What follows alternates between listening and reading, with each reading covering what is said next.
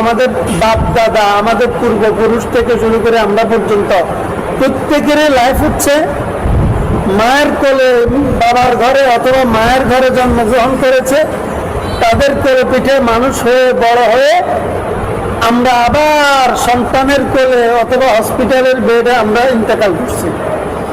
এর মধ্যে আমাদের জীবনে কোনো সংগ্রাম নেই, তাই না? কোনো লড়াই নেই। কিন্তু দেখেন, আমরা যদি মনে করি যে এটাই সুখের জীবন, সুন্দর জীবন, আমাদেরও তো সেনাবাহিনী আছে, বিভিন্ন বাহিনী আছে না, নৌবাহিনী আছে, তাদের জীবনটা সংগ্রামের না? তারা এই যে বিজিবি সময় সময় বিএসএফ এর সাথে গোলাগুলি হয়, জীবনটা হাতে নিয়ে চলে, তাহলে তাদের জীবনটাও তো সংগ্রামের। তাহলে তাদের জীবন কি ব্যর্থ? তাদের জীবন, তাদের কি সংসার নষ্ট হয়ে গেছে? আমাদের এটা কেন ভাবনা আসবে যে আমরা যদি মুজাহিদির জীবন ধারণ করি, জিহাদি চেতনা যদি লালন করি, তাহলে আমার সংসার সব বিরান হয়ে যাবে, পরিবার টিকবে না, সংসার টিকবে না, সন্তান টিকবে না, আমাদের জীবনটা নষ্ট হয়ে যাবে, ধ্বংস হয়ে যাবে। এটা কেন আমরা ভাবব? এই ভাবনাটা আমাদের ভুল। যারা সৈনিক, তাদের কি সংসার হয় না? তাদের কি সন্তান বড় হয় না? তারা কি সব সৈনিক কি যৌবন কাটতে মারা যায় যুদ্ধের মাঠে? সৈনিক জীবনে সারা জীবন যুদ্ধ করে এরপর অবসর হয়ে ঘরে এসে মারা যায় না? তাহলে আল্লাহ তো জীবনের বিষয়ে আল্লাহ তাআলা সিদ্ধান্ত দিয়েছেন, ইযা জা আজালুহুম লা ইস্তাখিরুনা সাআতান ওয়া লা ইস্তাকদিমুন। আল্লাহ এটা নির্ধারণ করে দিয়েছেন মৃত্যুর সময়, জীবনের সময় আল্লাহ এটা বেঁধে দিয়েছেন। এটা চাইলেও কেউ আমাকে মেরে ফেলতে পারবে। এই যে ফিলিস্তিনের জীবনটা কেমন দেখেন, এত কঠিন জীবনের ভিতরে যুদ্ধের ময়দানে তাদের সন্তান জন্ম হয়, যুদ্ধের ময়দানে বড় হয়, কিছু সন্তান মারা যায়, কিছু সন্তান বেড়ে ওঠে, আবার সেই সন্তান নিজেকে মুজাহিদ হিসেবে আবার তৈরি করে, তাই না? আবার 80 বছর বয়সে বুড়ো হয়ে মারা যাচ্ছে না ফিলিস্তিনে। আমি গতকালকে একটা ভিডিও দেখলাম, ফিলিস্তিনের সব ধ্বংসস্তূপ, এই ধ্বংসস্তূপের ভিতরে নিজের বাড়িটাও ভেঙে চৌচির হয়ে গেছে। কোন রকম এই ভাঙা চূড়ার ভিতরে একটু পরিষ্কার করে কিছু একটা বিছিয়ে থাকে। এখানে ভাঙা চূড়ার ভিতরে জানো দিচ্ছে একটা মহিলা বোরকা পরিহিতা। তাহলে ওর জীবনটা ও কি বেড়ে উঠছে না? সবাইকে মারা যাচ্ছে। এই যে লড়াইয়ের জীবনে, তাদের এই সংগ্রামী জীবনে কি ফিলিস্তিনের মানুষ একবারে নিঃশেষ হয়ে গেছে? না, শিশুও আছে, যুবকও আছে, বৃদ্ধও আছে, আছে না?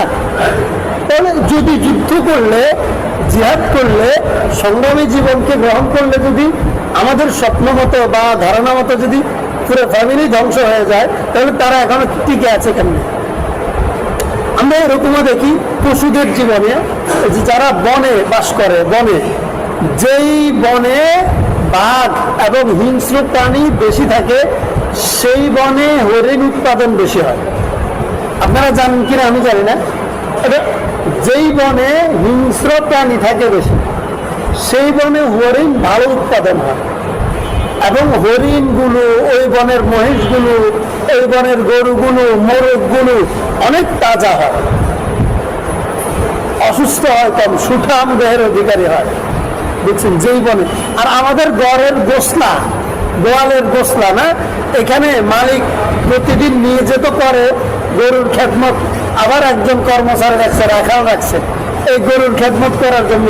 এরপরে গোয়ালের গরু লাডুয়ানো, আচ্ছা আশা করি কমছে গোয়ালের গরু লাডুয়ানো, কারণ কি এখানে 3 বেলা খানা দেন না মানুষ আছে, নিজের চাইল কিনে না, ঘরের চাইল নেই, চাইল কিনে না, ওই গরুর লাই করলি কিনে। এরপরে ভোলারে স্কুলে হাঁটায় না, ঘাস কাটতে হাঁটায়। এরপরও গরু, গোয়ালের গরু লাডুয়া কিনলে, এই গরু মালিকের উপর ভরসা করে।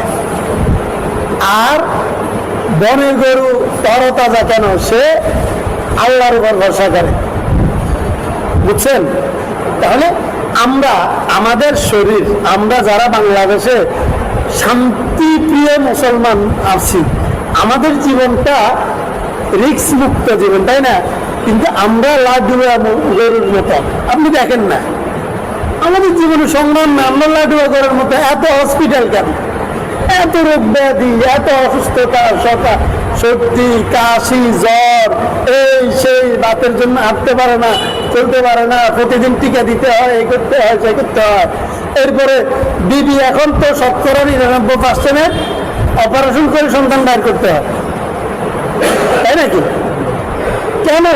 আমরা আরামের জীবন, বুঝেন কথাগুলো, বুঝেন, খুব বুঝেন এগুলো। একজন দুজন করেও যদি বুঝেন, একজন বুঝলেন এনাফ।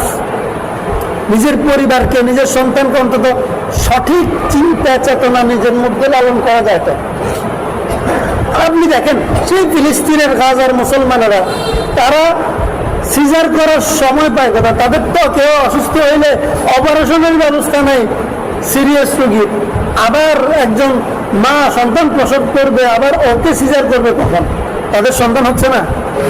এটি কেন হয় বুঝতে পারছেন? কেউ আল্লাহর উপর ভরসা করে, আর কেউ নিজের উপর, নিজের বান্দার উপর, নিজের মালিকের উপর, বাবার উপর, মায়ের উপর, নিজের সিস্টেমের উপর ভরসা করে। যারা নিজের সিস্টেমের উপর ভরসা করে, আমরা সবাই লাডু বাজারের মতো। আমাদের জীবনটা দেখেন না, 1 মাইল হাঁটতে পারেন না, হাঁপানি শুরু যায়। সবগুলো সকালবেলা ফজরে উঠতে পারে না, কিন্তু সকালবেলা হাঁটে।